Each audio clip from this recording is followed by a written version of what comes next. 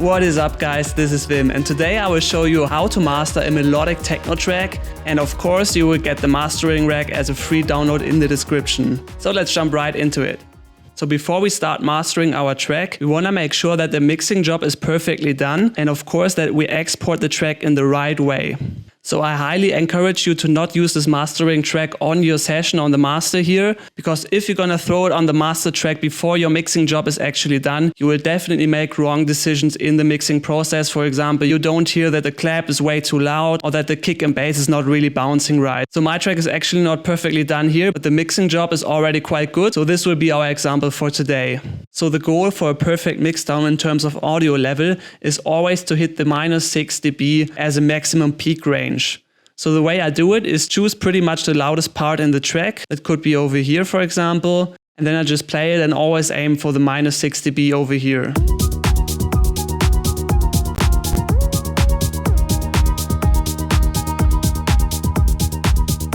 So as you can see, we're not peaking much over the -6 dB, so that is perfect for now. If your volume is, for example, way too low, an easy trick is just to use the utility gain over here and just boost a little bit or take it down. So to export your session, you're going to go to File, Export Audio, and we want to choose the WAV format as a file type here. Make sure to switch this on and have this in 32-bit depth. Now the rest you can actually turn off because we don't need the MP3. Also make sure that the normalize function is off over here. And then you just hit export.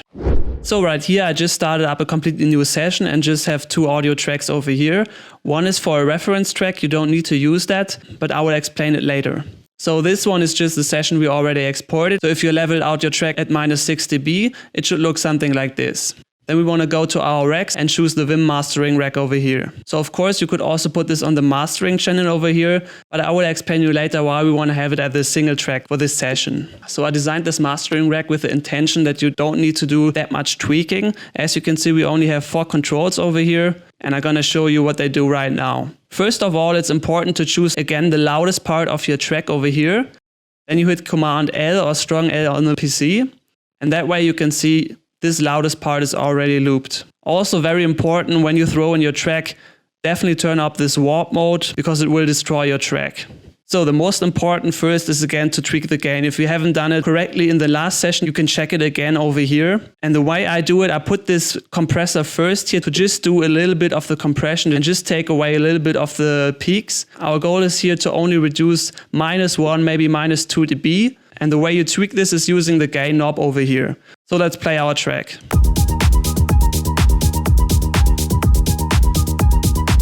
So as you can see, because I did a nice -6 dB mixdown, we're already perfectly aiming for that goal. But if your track is not loud enough, for example, you can turn it up a little bit over here. After this first initial compression, we have a pre-equalizer here, where I mapped actually 2 of the most important frequencies over here, because most beginner tracks actually sounds often a little bit muddy. So I have a function here where you can clean a little bit of the mud out. Most of the time that's around the 180, 200, 300 or even as low as 100 Hertz zone. So as you can see, when we turn this up a little bit, this one is going down. And also to get rid of the muddiness, you can boost a little bit of the high end over here. Most of the time you don't want to go too crazy with this, because this track is already quite balanced. We actually don't need to use it this time. After that, we have a saturator in the analog clip mode over here. We did some tweaking on the settings and mapped the drive knob over here. Now what is really important to always gain match your effect. This means that you not only turn up the drive over here, for example, because this would also increase the total volume of your track and it can lead to wrong decisions, and we don't need an extra gain stage over here. So I mapped the output also to this knob, and as you can see, the one is turning up and the other one is turning down. After that, we have a multi-saturator, which I created myself. The way you can do such a rack is just group 1 effect. This time actually I grouped 2, as you can see. And then I clicked on here and duplicated them. Then you want to split the frequencies into 3 different bands. You can use the Eco 3 for that. It's very easy. You can just switch on and off here the frequencies. This is for the low frequency, this is the mid frequency, and this is the high one. And as you can see, as we're jumping through here, this one is the mid and this one is the high. And then of course you could also solo the effects. Now you can hear only the bass. And that way you can saturate your frequencies in a completely different way. For example, here you can see I use the medium curve for the low frequencies. I use the soft sine for the mids. and a sphenoid floor for the high frequencies. Of course, you can go in here and maybe tweak the drive a little bit. Just be careful, of course, with also matching the gain over here, otherwise you have an imbalanced track. Now after this, we have a utility where we're just boosting a little bit of the width over here. This is just making sure that your track is nice and wide. Of course, you could go a little bit higher here, although I wouldn't exceed 120, 125%. Another thing that we're doing here is putting the bass into mono, which is under 120 Hertz. If you want to have a little bit more stereo in your bass, of course, you could put it down to 90 or 100 or so, but I think we want to have it at 120 because this is way more comfortable for your ears. Now, after we applied a bunch of effects, it's a good idea to also EQ a little bit again. This time I put the equalizer in the mid-side mode over here, where you can tweak the mid frequencies differently to the side frequencies over here. And as you can see, we have boosted a little bit of the high frequencies in the side mode. So for example, the drums go even wider to the side. And in the mid, we also cleared a little bit of the mud again and just gave a tiny bit of boost in the low frequencies over here. And of course, it's always a good idea to cut away everything that is under 30 or maybe 20 Hertz, because this you can't actually hear even on a good system. So this is just unnecessary volume that we are putting into the limiter later. Now the last one before the limiter is just a multiband maximizer where we are compressing the high frequencies, the mid frequencies and the low frequencies separately from each other. And this is just making sure that your track is nice and loud and it can compete with other tracks on the market. Now the final stage is actually the limiter. I turned it up 10 dB over here and we have a ceiling of minus 0.1 dB. You could also put it to 0, but sometimes if you compress the sound later on, for example in MP3 format, the compression can actually cause some clipping on the master channel and we don't want to have that for sure.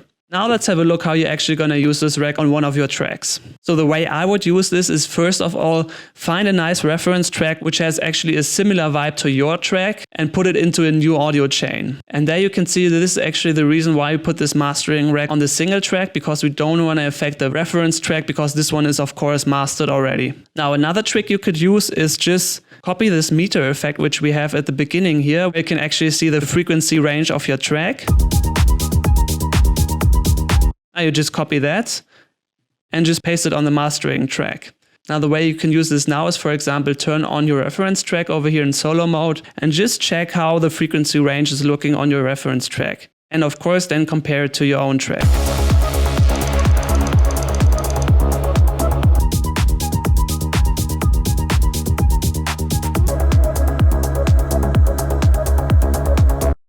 Now you can see our reference track is having a little less high end and a little bit more boost in these warm areas around the 100K.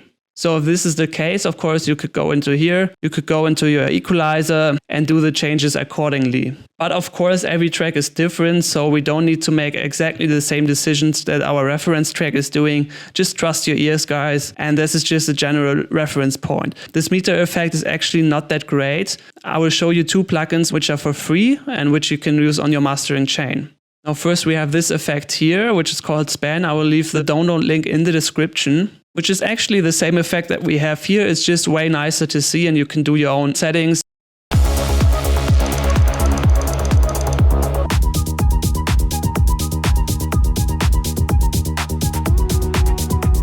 Another good effect is the Yulin loudness meter too.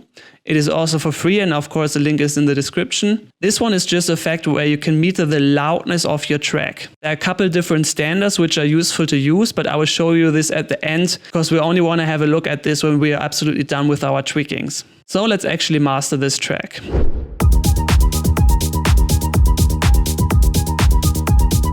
So you can see this is already perfect. The equalizer we actually don't need to use, as I said. Maybe even clean a little bit of the mud here. So then we have the saturator. I like to use this quite high actually.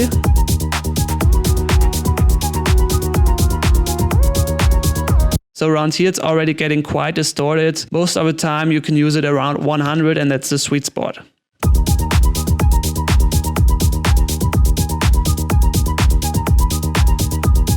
Now, as I said, the multi-saturator is already working good.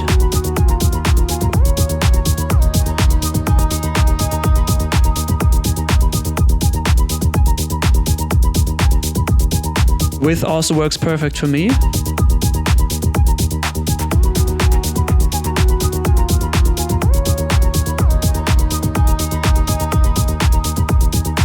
And on this one, we could actually maybe boost a little bit of the warmth in the lower areas here.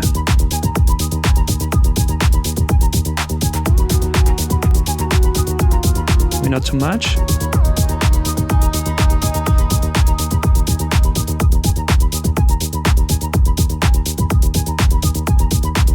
And yeah, the multi-bench compressor is definitely quite important in the chain. I will show you exactly what it's doing on the volume level. You can see the effect quite nicely. So when we turn this off, you can see quite a lot of dynamic range, even though we already did a little bit of compression.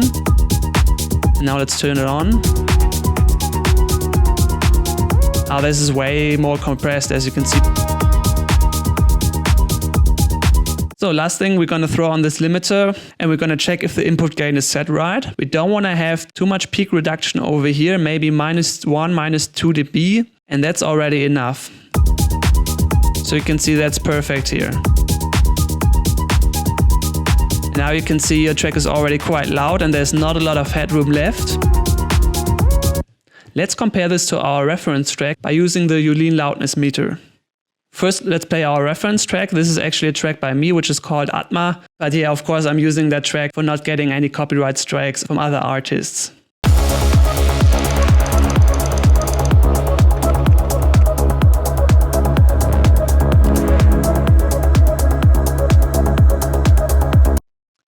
So as you can see, we're sitting at around -6.8 LUFS. This is actually a perfect range for a master. It's already quite loud. Let's see where we are with our track.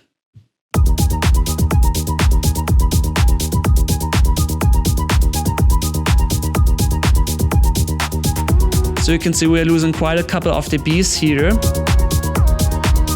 So let's bring it up to the same volume level. Of course, our track is actually more of a bouncy track, I would say. And our reference track here is a little bit different from the vibe. So as I said again, guys, trust your ears and don't just follow some numbers you see on the screen. But I think there's definitely some more headroom to play around with.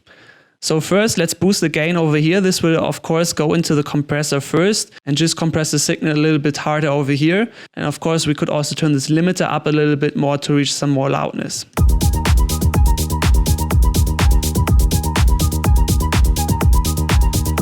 So we already get a little bit more pumping from the compressor here, but it's still nice.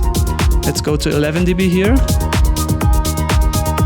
Quite a lot of compression. This is quite aggressive.